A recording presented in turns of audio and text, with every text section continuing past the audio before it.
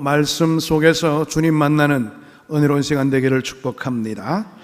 우리가 신앙생활 하게 될 때에 가장 기본적이면서도 동시에 가장 중요한 것이 무엇이라고 여겨지십니까? 물론 사람에 따라서 다 다르겠죠. 그런데 우리가 예배라 그럴 때는 두말 나위 없이다 예배의 중요성에 대해서 긍정하게 될 것입니다. 예수를 믿고 나서 가장 먼저 시작하는 게 바로 예배 생활이지요. 그리고 천국 갈 때까지, 더 나아가서 천국에 가서도 영원히 해야 될 것이 바로 예배입니다. 그러므로 우리 삶 가운데서 예배의 중요성이라는 것은 아무리 강조해도 지나친 것이 아닙니다. 우리 크리스찬들은 예배를 위해서 태어난 사람들입니다. 이런 사실은 성경 전체가 우리에게 강조하고 있는 그런 내용이기도 합니다. 그런데 예배가 이렇게 중요함에도 불구하고 우리는 자기도 모르는 사이에 예배에 대해서 소홀히 여길 때가 굉장히 많이 있습니다. 신앙생활을 처음 하게 될 때는 잘 몰라서 그럴 경우가 있고요. 또 신앙생활을 오래 한 사람들은 타성에 젖어서 예배의 본질을 놓치고 있을 때가 참 많이 있게 됩니다. 예배를 소홀히 여기는 우리 신앙인들 가운데서 많은 부분들이 예배는 뭐 항상 드리는 거니까 이렇게 쉽게 생각하는 경우가 많죠. 그런데 예배의 본질을 잃게 된다는 것은 결국 예배의 정신을 잃어버린 것이고 그 예배는 죽은 예배에 해당될 수밖에 없는 모습입니다. 우리는 살아있는 예배, 하나님께서 친히 함께 하시는 그런 예배의 자리를 지켜낼 수 있어야 됩니다. 살아있는 예배라는 것은 살아계신 하나님을 경험할 수 있는 예배이고요. 또 하나님이 기뻐 받으시는 예배이기도 합니다.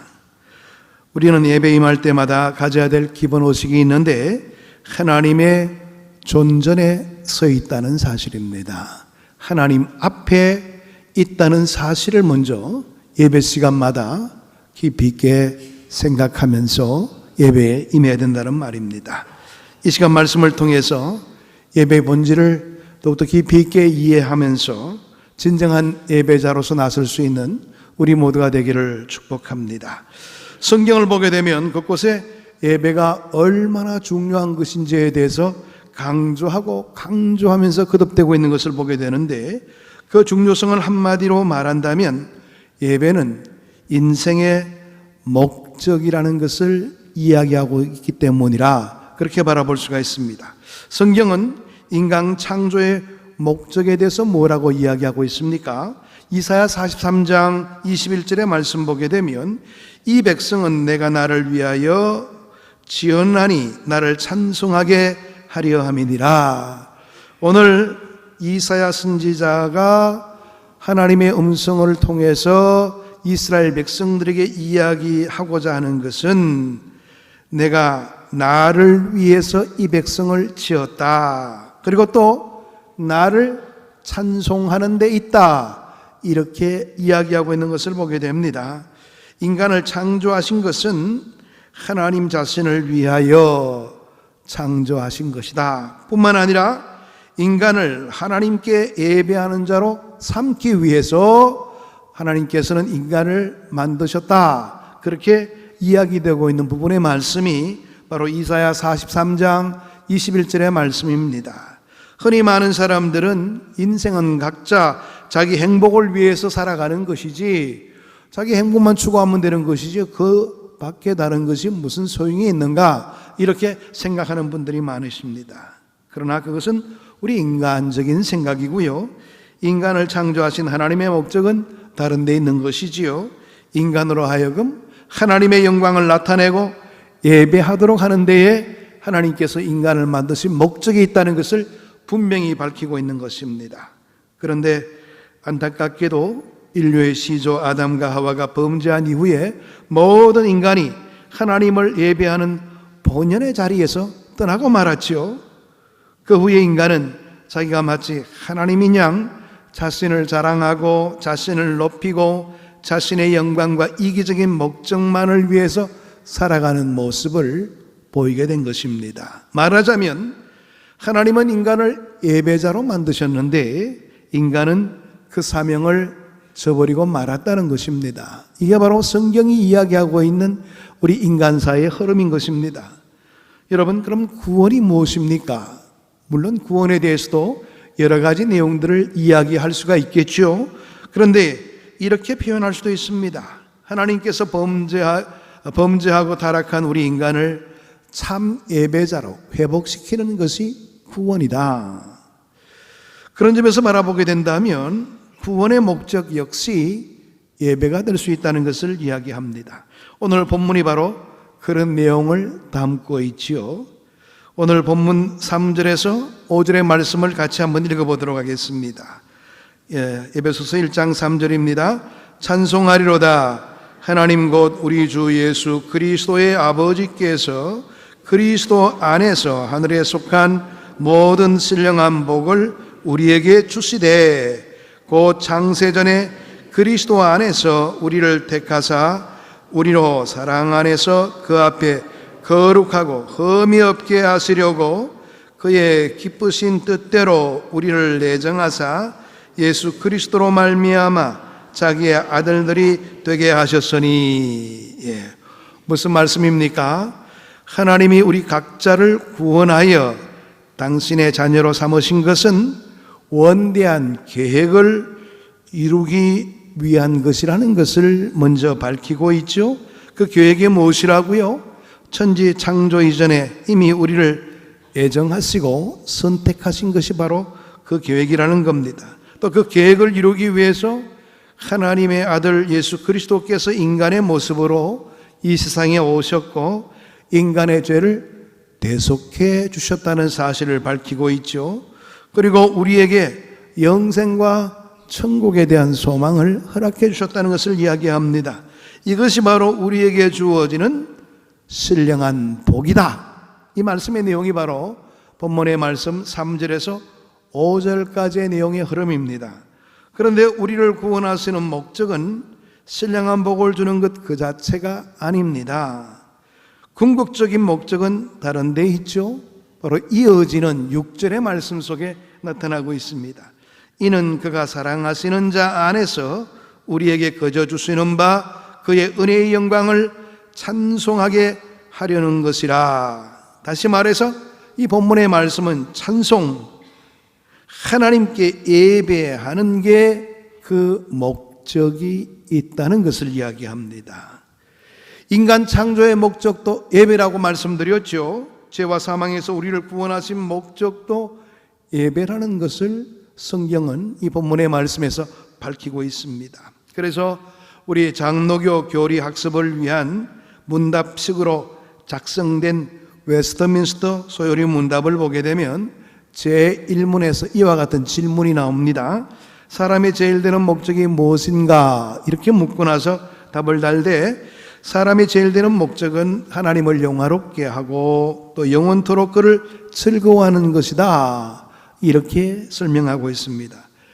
짧게 이야기한다면 우리 인간의 삶의 목적은 한마디로 예배라 그렇게 이야기합니다. 하나님을 영화롭게 하는 것, 영원토록 그를 즐거워하는 것이 바로 예배가 되기 때문에 그런 것이죠. 이만큼 예배는 소중한 겁니다. 그런데 우리는 예배를 쉽게 생각하죠. 많은 사람들이 착각을 합니다.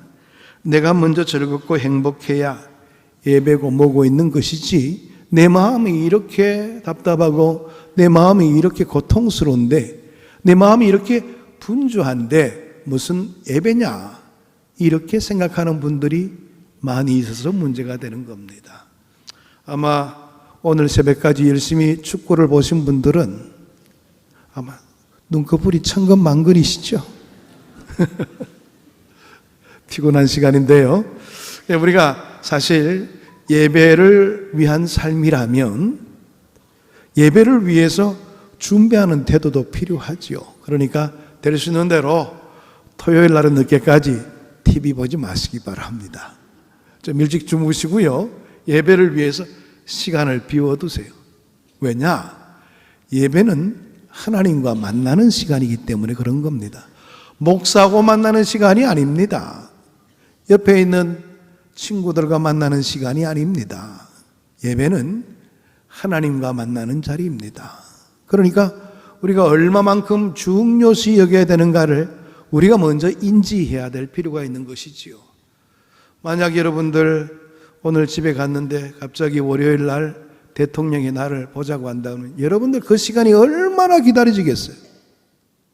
글쎄, 대통령 만나기 싫어하는 분들은 기다리지 않겠지만 대통령에 대해서 소중하게 여기는 분들은 다 옷을 준비하고 그 시간 늦지 않도록 다 마음의 준비를 할 겁니다.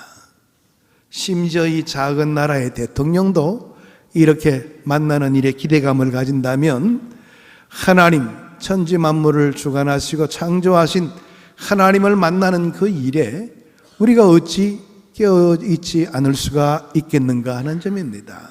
집중해야 되는 것이고 주님 만나기 위해서 우리의 마음과 정성을 다해야 되는 것이 우리의 삶의 모습입니다. 여러분, 이렇게 우리가 문제의식에 대한 부분들, 예배에 대한 부분들을 소홀하게 여기게 되면 바로 우리의 삶이 비극적인 악순환으로 계속적으로 돌아갈 수밖에 없게 된다는 것을 알아야 됩니다. 우리가 왜 인생의 어려움이 따르게 되는가? 하나님과 소통하는 시간을 적게 가졌기 때문이 아닌가? 예배는 하나님과 소통하는 시간이고요. 뿐만 아니라 예배를 통해서 끊임없이 하나님과 교제하는 시간이 되어야 됨에도 불구하고 우리가 너무나도 예배에 대한 깊이 있는 의식들을 가지지를 못해서 문제가 된다는 겁니다. 여러분, 요즘 들어서 보게 되니까 여성분들은 우리 세탁기에서 그 건조기 사는 것을 굉장히 원하시더라고요. 내일 여러분들 아침 일찍 건조기를 사셨다고 치십시다. 건조기가 굉장히 비싸더라고요. 200만 원 넘는 그런 건조기인데 여러분들 얼마나 잘 써야 되겠어요? 빨래를 뽀송뽀송 말린다는 거 얼마나 기분 좋은 일이에요? 그래서 이 건조기를 사고 사용을 한다면 여러분들 건조기를 가장 최적의 조건 속에서 사용할 수 있는 방법이 뭘까요? 다른 것 없잖아요. 건조기 안에 처음에 살 때 박스 안에 담겨져 있는 설명서대로 사용하면 제일 잘 사용하는 거예요. 그런데 관심이 없는 사람들은 설명서도 보지 않고 사용하다가 쉽게 고장 내기도 하고 망가뜨리기도 하지요. AS 부르게 되면은 또 돈 들고 또 AS 한번 부르게 되면 벌써 이 건조기의 가치가 떨어질 수밖에 없는 거고요. 그렇게 해서 어려움을 겪게 되는 경우가 있는데 여러분, 하나님은 우리 인간들을 만들어 놓으셨고 우리 인간들이 최적의 조건 속에서 행복하게 살아갈 수 있도록 설명서를 허락해 주셨어요. 그게 뭐라고요? 바로 성경입니다. 성경 말씀대로 순종하고 성경 말씀대로 따르기만 하면 우리의 인생은 최적의 조건이 돼요. 그런데도 우리의 관심들이 다른 곳에 있다 보니까 이 세상에 마음 뺏기고 내 하고 싶은 데에 마음을 두게 되고 그러다 보니 내 임의대로 내 인생을 사용해서 내 인생이 망가지게 되는 겁니다. 때로는 여러 가지 불행한 일도 당하기도 하고 때로는 몸이 아프기도 하고 때로는 많은 고통 속에서 고민하게 되는 그런 경우가 있게 된다는 사실입니다. 여러분, 하나님께서 우리를 만드신 목적대로 살면 되는 거예요. 하나님의 창조하신 목적대로 살면, 구원의 목적대로 살면 저절로 우리의 인생은 행복해질 수가 있는 것인데 우리가 그렇게 살지를 못해서 항상 우리의 인생이 꼬이기도 하고 어려움이 나타나게 되는 것을 보게 됩니다. 여러분, 갖가지 문제로 고민하고 좌절하는 그런 상태에 있습니까? 스스로 나는 불행하다 그런 생각이 드십니까? 그 원인이 무엇인지를 한번 곰곰이 생각해 보시기를 바랍니다. 물론 여러 가지 이런저런 이유들을 댈 수가 있겠지만 저는 가장 근본적인 이유는 바로 예배에 있다 그렇게 보고 싶습니다. 예배의 자리에 떠나 있기 때문에 그런 것이다 이렇게 말씀드리고 싶다는 겁니다. 그럼 여러분들 저에게 이런 이야기를 할 거예요. 목사님, 그게 무슨 말입니까? 나는 예배 시간에 한 번도 결석한 적이 없는데 그게 무슨 말입니까? 그렇게 이야기할 수가 있겠죠. 여러분, 하나님께 예배를 한다고 해도 죽은 예배를 하고 있기 때문에 이 예배의 의식이 문제가 되어서 우리의 인생에 많은 어려움들이 가중되는 경우가 있다는 사실입니다. 한번 볼까요? 구약 성경에서 나타나는 이스라엘 백성들이 나중에 바벨론에 의해서 70년간 포로 생활을 겪게 된 이유가 뭡니까? 하나님께서 우리 인간들을 통해서 원하시는 그 뜻, 이스라엘 백성들에게 요구하는 뜻이 무엇이었습니까? 하나님만 섬기고 하나님 앞에 껴있는 삶을 살기를 하나님은 원하셨는데도 이스라엘 백성들은 하나님 앞에 진지한 모습으로 서지 않았습니다. 물론 그들도 때가 되면 절기를 지키기 위해서 하나님의 전에 나왔고, 또 제사할 때 되면 또 제사한다고 하나님의 전전에 나와서 자기의 죄대한 모습들을 드러내놓기도 했죠. 근데 문제는 뭐냐? 하나님 앞에 온전히 쓰려는 그런 의식들이 없었습니다. 온전하다는 말은요, 한 마음을 갖는다는 말입니다. 두 마음 갖지 않는다는 거예요. 이 세상도 좋고 또 하나님도 좋고 이런 마음을 말하는 것 아닙니다. 온전히 하나님만 섬기기 위한 그런 마음으로 구비되질 않았죠. 그 이유 때문에 결국에는 하나님께서는 그들의 제사와 예배를 받지 않으신다고 아주 단적으로 이야기하셨습니다. 더 이상 나에게 제사하려고 하지 말라. 나에게 예배하지 말아라. 내가 너희들의 경배를 받지 않겠노라. 그렇게 말씀하셨지요. 그럼에도 불구하고 그들은 자기 자신의 잘못된 모습들을 바라보지를 못했습니다. 뭐 그래, 우리는 열심히 하나님께 예배하고 제사하는데 뭐가 문제가 있어? 그렇게 생각했죠. 그러나 그들의 모습 보게 되면 그들은 우상을 섬겼습니다. 세상을 따라다녔습니다. 세상의 유혹에 미혹되어 가지고 정신없이 세상을 쫓고 있다가 때 되면 하나님을 섬긴다, 이런 모습을 보였거든요. 그들의 결국은 어떠했습니까? 결국에는 70년간 고통의 삶, 포로된 어려움들을 겪고 말았죠. 오늘 우리의 모습 속에서도 여러 가지 많은 형태의 어려움들이 있다면 우리의 예배의 자리를 먼저 점검할 필요가 있습니다. 내가 얼마만큼 예배에 껴있는가, 예배의 진정한 모습으로 나아가고 있는가를 점검해야 된다는 겁니다. 예배의 범위는요, 무한대입니다. 우리는 주일이나 정해진 시간에 교회에 모여서 공적인 예배를 합니다. 그러나 개인적으로 언제 어디서나 하나님께 예배할 수가 있지요. 더 나아가서 우리의 매일의 생활 자체가 예배가 될 수도 있다는 점들을 좀 포괄적으로 예배를 바라볼 필요가 있다는 겁니다. 먼저 우리가 공적 예배를 생각해 보시기를 원합니다. 공예배는 교회에서 정한 예배를 공예배라 그러죠. 공예배, 우리 교회 같은 경우에는 주일 아침 예배, 그 다음에 오후 예배가 있고요. 그 다음에 수요 예배가 있고, 이렇게 공예배가 있고, 기도회가 또 있잖아요. 새벽 기도회도 있고, 또 뭐예요? 금요 기도회도 있고, 이런 기도회를 통해서 같이 모여서 하나님께 부르짖고 경배하는 그런 모습을 보이지 않습니까? 공예배는 기본적이고 아주 중요한 예배입니다. 아무리 개인 예배를 잘 지켜왔다 해도 공예배를 빼먹거나 근성으로 참여하게 되면 하나님이 기뻐하지 않으시지요. 그러므로 공예배 시간은 우리의 삶 가운데서 가장 중요한 부분으로 떼어놓아야 됩니다. 어떤 일이 있든지 간에 하나님 앞에 서는 그 일에 대해서는 우리가 양보됨이 없어야 된다는 겁니다. 한마디로 말하면 공예배는 선약입니다. 선약. 하나님과의 약속이죠. 하나님과 미리 약속을 해놓은 시간이 공예배 시간이죠. 그렇게 생각하면 우리가 편하게 모든 것을 바라볼 수가 있습니다. 요즘도 보게 되니까 음식점이나 다른 곳에 예약을 해두었다가 예약을 어기게 되면 거기에 대한 페널티를 물더라고요. 사람과의 약속 관계도 이런데요.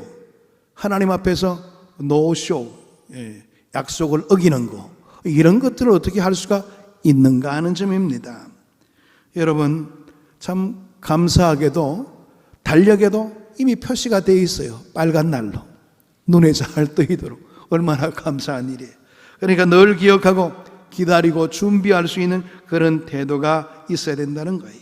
그래야지 하나님이 기뻐하시고 내 영혼도 살아나게 되는 겁니다.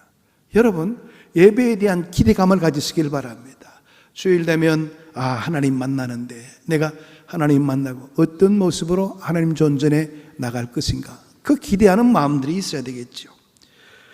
미국의 34대 대통령 아이젠하워 대통령이 있습니다. 이분은 장군으로서 유명했던 사람이기도 하지요.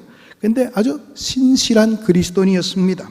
그에 관한 유명한 에피소드가 있는데 1959년도에 소련의 후르시초프가 미국을 방문한 적이 있습니다. 그런데 그 기간 중에 주일이 되었습니다.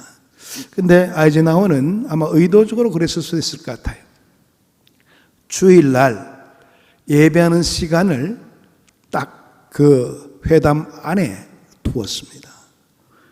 근데 이제 자기의 사정을 이야기하면서 아이젠하워가 후르시초프에게 이야기를 했어요. 지금 예배 시간이 되었는데 함께 가지 않겠습니까? 저는 주일 예배에 참석하자 합니다. 그러니까 벌쩍 뛰죠. 후르시초프가 공산당인데 그럴 리가 만무하죠. 아이 무슨 말이냐고 그렇게 이야기를 하니까, 나는 이미 선약이 되어 있는 시간이기 때문에 어찌할 수가 없습니다. 그래서 만약에 당신이 가지 않는다면 1시간 반 동안 기다려 주셔야 됩니다. 그러니까 외교적인 관례가 이럴 수가 있느냐 막 야단을 쳤습니다. 그럼에도 불구하고 다시 한 번 더 강조를 했습니다. 나는 가장 귀한 하나님과 만나기로 선약이 되어 있으니 어쩔 수 없습니다. 양해해 주시기 바랍니다. 이 한마디만 남기고 그 자리를 떠났다고 합니다. 저와 여러분도 공예배를 이렇게 귀하게 여길 수 있는 그런 자세가 필요한 것이지요. 아무리 귀한 일이라 할지라도 하나님과 만나는 그 시간에 비견될 수가 있겠습니까? 우리의 의식들이 이렇게 준비되어 있어야 된다는 거예요. 두 번째는 개인 예배가 있어야 합니다. 이는 경건의 시간이라고 그러죠. 요즘 젊은 사람들은 큐티라 그렇게 이야기하기도 합니다. quiet time이라고요. 공예배가 중요하지만은 그것으로 그쳐서는 안 된다는 거예요. 왜 그럴까요? 하나님은 예배당에만 거하시는 분이 아니시기 때문에 그런 것이죠. 주 예배를 마치고 하나님 안녕히 계십시오, 다음 주일날 만나십시다, 이렇게 말하는 게 맞는 겁니까? 아니죠. 하나님은 매 순간 어디에서 뭘 하든지 우리와 함께 하시는 분이십니다.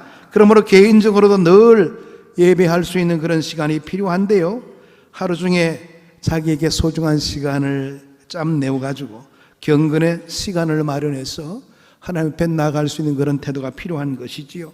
짧은 시간이지만은 성경을 묵상하고 찬송하고 기도하는 그런 개인 시간을 가짐으로 통해서 하루를 열어보시기를 바랍니다.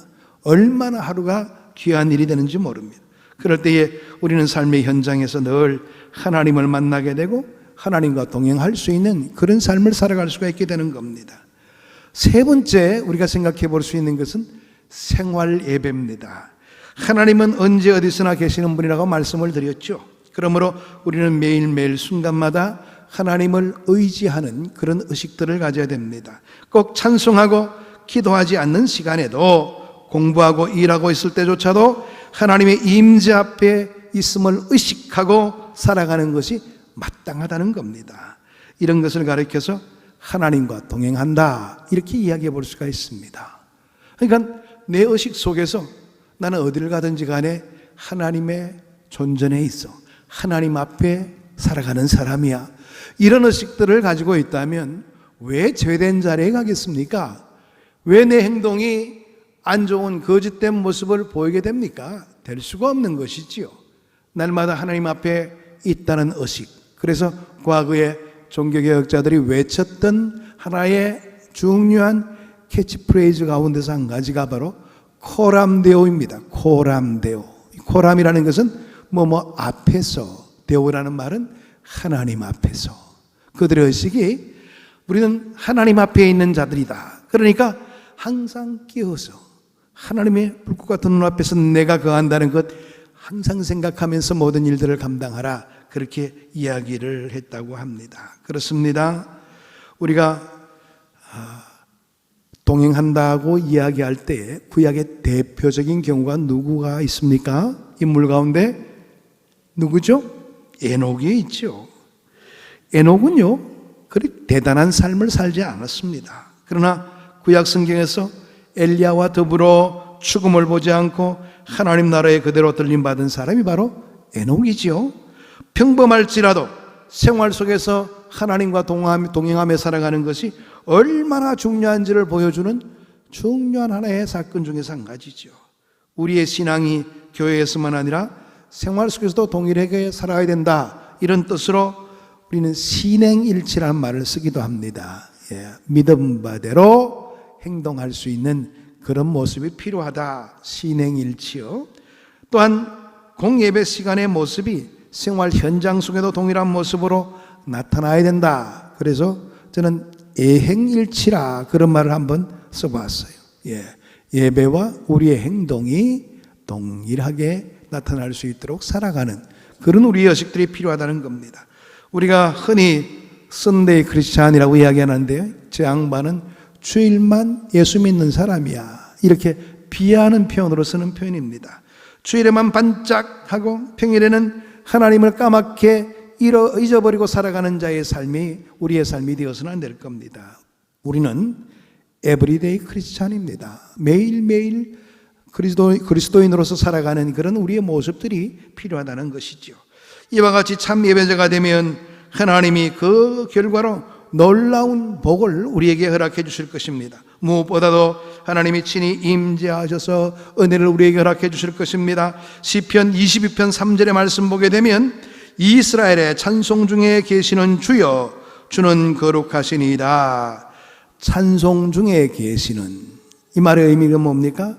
예배 가운데 거하시는 주님, 주님은 거룩하신 분이십니다. 그렇게 이야기하고 있는 내용의 말씀입니다. 축복 중에 가장 큰 축복은요, 하나님이 우리와 함께 하시는 자리를 갖는 겁니다. 여러분, 우리의 삶 속에 이와 같은 우리의 삶의 모습을 갖추게 되면 우리의 삶의 현실들이 달라지게 되는 겁니다. 하나님의 임재를 경험하며 살아가는 것이 얼마나 복된 일인지요. 하나님이 친히 내 인생을 책임져 주시는 그런 모습을 가지기 때문에 그렇습니다. 그러기에 우리의 예배가 회복되어야 되는 겁니다. 그러면 우리의 신앙이 회복될 수가 있게 되는 것이지요. 우리의 생활이 회복됩니다. 우리의 인생이 회복됩니다. 더 나아가서 우리가 세상을 변화시킬 수 있는 사람의 삶을 살아갈 수가 있게 되는 겁니다.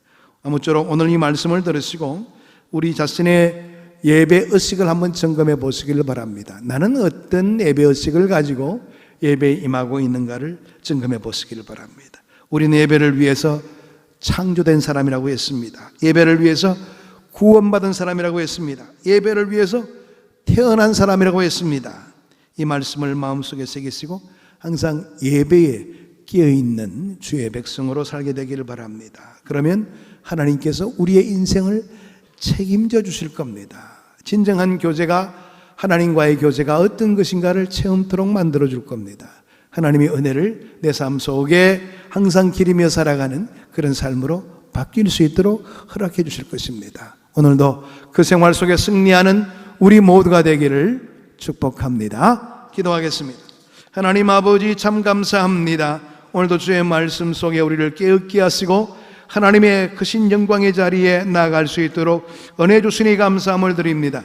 주님을 의지하며 주님 앞에 껴있는 삶이 바로 예배를 통해서 나타날 수 있다는 것을 항상 명심하게 하시고 주님의 선한 뜻을 이루기 위해 조금치라도 부족함이 없는 우리의 삶의 모습 갖출 수 있도록 은혜 나리여 주옵소서. 예수 그리스도 이름으로 기도하옵나이다. 아멘.